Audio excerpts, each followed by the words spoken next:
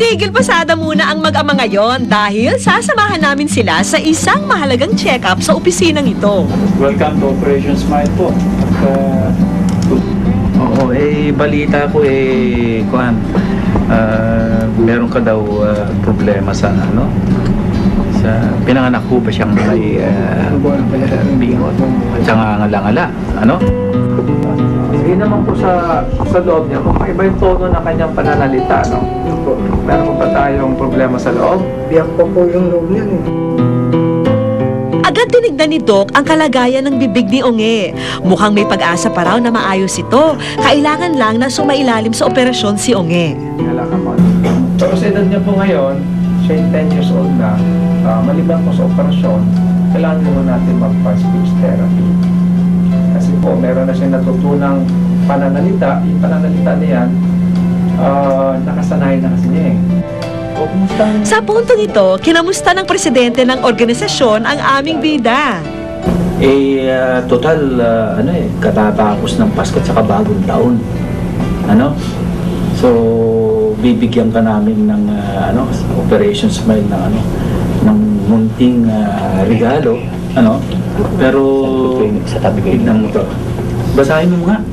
Salamat, ang ganda. Wish mo lang. Yan bang wish mo?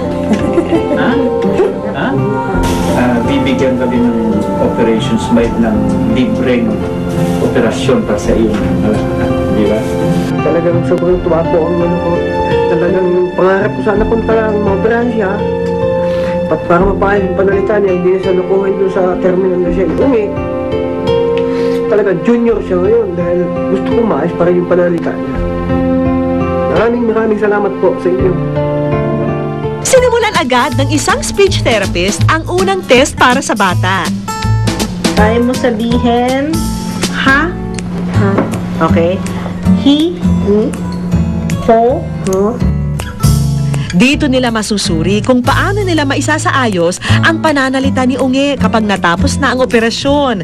Pero teka, may isa pa atang biyahe ang munting jeep na ito.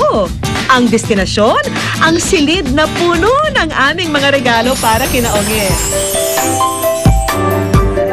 Tila hindi makapaniwala si Mang Rolly sa kanyang mga nakikita. Nariyan ang dagdag kabuhayan na loading business.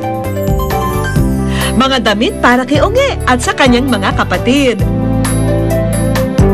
At ang paborito ni Onge, ang mga remote control na laruan.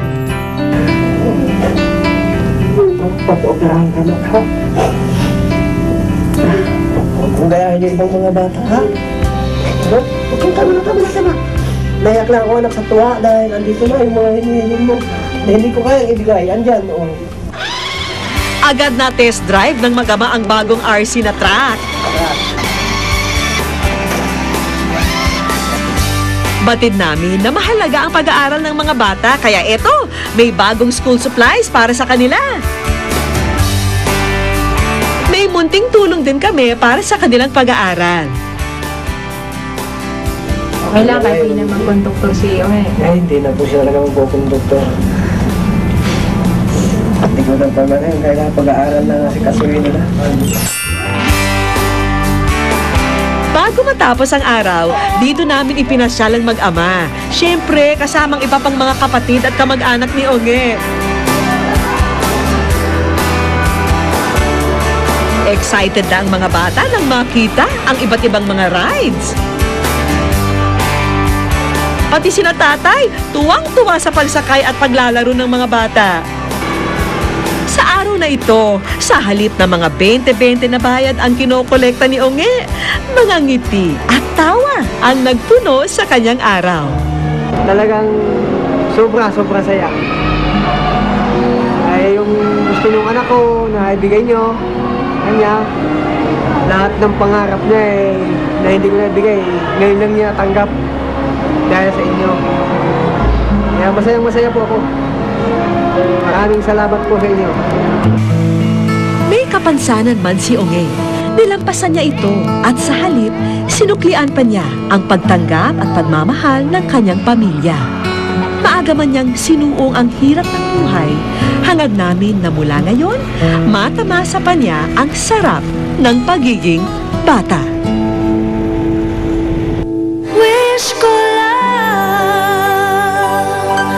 Pumuna kayo tayo ngayon. Kaya, sana maintindihan mo. Kahit anong gawin mo, nahihilo ko. Nahihilo ko. Basta naman ang ulo mo.